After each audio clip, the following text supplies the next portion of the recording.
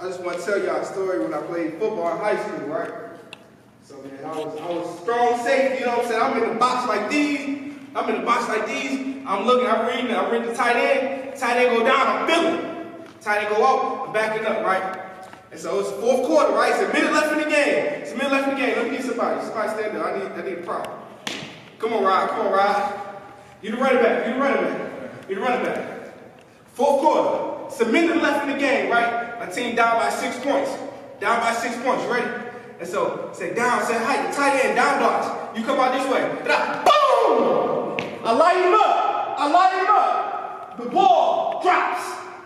My man that's playing inside linebacker, man, he comes out, he scoops the ball, he lands on everybody's height, man. We still got a minute left. Only down by 6. All we need is a touchdown and extra points. All we need. That's all we need. And so my man, LaJuan Bramlett, comes in the game. Number 6, LaJuan Bramlett, quarterback. Man, sophomore quarterback. He out there, right? Then my man, Isaac Coppins, comes in the game and running back. And he about 5'8", 225 solid. His legs look like Marshawn Lynch. My man's solid. He come in the game, he's like, oh yeah, it's game time. They're like, you gonna run the ball with a minute left? He's like, man, if I'm giving the ball to him, I'm running it. So quarterback, LaJuan Bramlett, number 6, LaJuan Bramlett. He gets under center, right? Say down, say height. He has the ball to my man Isaac go through, push through, He breaks off to the sideline, picks up some yards. They're like, oh yeah, I like that. And hurry up, line it back up again. Number 6, LaJuan Bramlett. He underneath the center. He's like, down, set, hit, opens it up, gives it to Isaac, breaks it off to the sideline, stop the clock. Ooh, only a couple seconds left now. They stopped the clock, but it's only a couple seconds left. So my man LaJuan Bramlett, right, number 6. He's like, okay, we got to score on this play. This is the last play. Everything on the line, right here. Everything on the line. He said, down, set, height, opens up, He doesn't hand it to him, though. He fakes it to Isaac. He rolls out to the corner. He runs to the corner of the pylon. Touchdown! Jackson Vikings. And they scored, made an extra point. That was my team, man. We won in the last seconds of the game. My man LaJuan Bramlett, he kept the ball. He rolled out to the side, made to the pylon for the touchdown. Listen, though. You fast forward 2 years, my man LaJuan Bramlett, right? Just a couple blocks away from the school. He gets dragged by SUV. And his head is dragged on the pavement for almost 40 yards. And his head is hitting the pavement like a rock skipping in the water. Like that basketball dribbling. His head is just... He's being dragged by SUV as they try to speed off. They hurried up, they had to take him to the University of Michigan. They couldn't take him to the city hospital because the situation was too severe. They said he wouldn't live, he couldn't breathe on his own. He had to go through multiple brain operations. Just to live, not to have a good life, just to live. They told him he was going to be a vegetable. They told him he would never talk, he would never walk again. They told him he would never walk again. Oh my goodness, this is my high school quarterback. This is my man that scored the winning touchdown to win the game. And now they say he might not have his memory. They say he can't walk. Just like that. Fast forward a year after that. They hooked him up to a machine. And there was a machine hanging from the ceiling. And came down from the machine that was strapped that went around his chest. And this machine allowed him to walk. And so he took a couple steps because the machine lifted his weight off of him. And he took a couple steps. And he did some motor drills to help get his brain activity back going. A year later, they told him he would never do that. They told him he would wouldn't have his memory. They told him he would never walk again. Listen to me. I saw that video. And I hit up his girlfriend. I said, man, I gotta talk to him. I gotta just let him see my face. Mario, I don't know if he can talk. I don't know anything. I'm thinking that he still can't talk. He's barely walking. He FaceTime and he's responsive. And his face is still a little messed up from the surgeries. One of his eyes is A little messed up, but he's there, man. I'm so happy. My high school quarterback, my boy. But listen, LaJuan was one of those kids. My mom wanted me to be like him.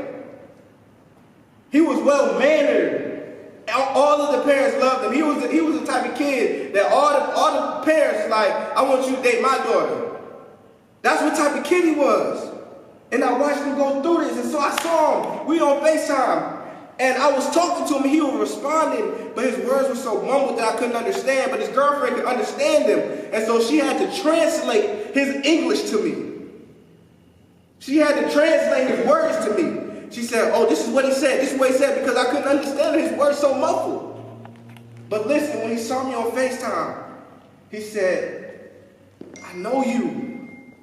I remember you. We played ball together. You big and strong. You was a strong safety. Listen to me. I didn't know if he remembered anything. I'm sure he lost a lot of memories, but he remembered me. He remembered me. So all I want to simply tell you guys is play to be remembered. Play to be remembered. Live to be immortal. That's what I want you guys to understand. Don't just live. You live to be remembered. Live to make a legacy. Live so that somebody can go through brain surgeries and brain injuries and still remember you. Build a legacy. The problem with a lot of people is they're too forgettable. Live your life so that you will live forever. Has anybody ever lived a life like tomorrow is guaranteed?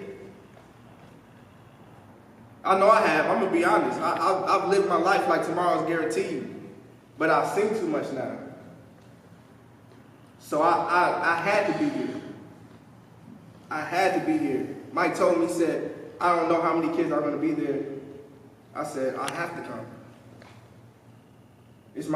I live to be remembered. Listen to me. In Atlanta, Georgia, they're going to remember me. In Greensboro, they're going to remember me. In Michigan, in D.C., I spoke all those places this summer. They're going to remember me. They will never forget me. When I speak, you will never forget it because it chills on your spine. Because I induce a certain level of emotion in you that you can never forget me. If I die right now, if somebody comes in here and shoots me, stabs me, kicks me, kills me, you cannot forget me. They will come to my funeral and they will mourn for me. There will be kids there. They're going to say, that man helped change my life because that's how I live my life. They're going to show it to my gravesite and they're going to say he was a great man because he didn't just live. He made an impact. He didn't just walk the earth. He changed lives. All I'm simply telling you, you have to be a change agent in your school, in your house. Everywhere you have to be a change agent. Start home first. My family's never going to forget me. Listen to me. My 3-year-old nephew, right, so it's Sunday, right, I'm in Charlotte visiting with my family. It's Sunday morning, I pop up, I'm good, I got my, put down my suit and everything, I got my white collar shirt on, I'm feeling good. Y'all know I like to get crispy. I don't like to just halfway do it, you know what I mean? Rod, you know what I mean? Oh, yeah. You know what I mean? So I get suited this double-breasted suit. Y'all might not know what that is, but that's clean. Y'all ask your grandfather about that, right? And so I'm tying my tie in the mirror. My nephew comes running up to me, and we call it angry feet, because he stumps his feet real fast when he get mad. And he got a toothbrush in his hand.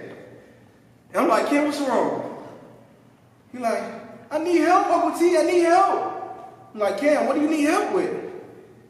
He said, I need help brushing my teeth. I'm like, Ken, why can't you do it yourself? He said, it's too hard.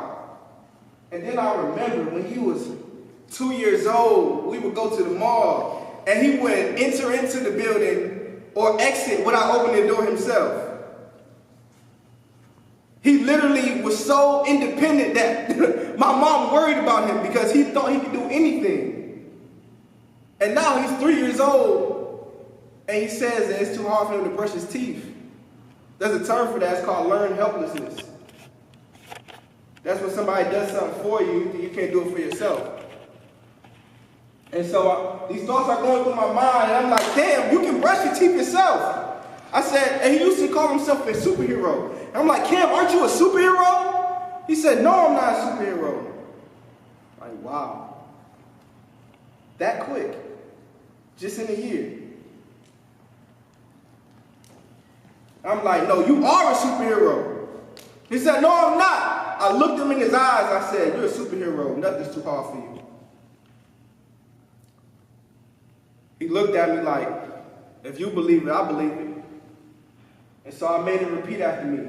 I'm a superhero. Nothing's too hard for me. And the first time it was kind of weak, right? I'm a superhero. Nothing's too hard for me. I'm still looking him in his eyes. I said, say it again. I'm a superhero. Nothing's too hard for me. He said a little bit more intensity. I'm a superhero. Nothing's too hard for me. I said, one more time. And he roared like a lion. And he took that toothbrush and he brushed his teeth so ferociously, I thought his gums was bleeding. My son. But listen to me. When I die, those are the stories they're going to tell about me.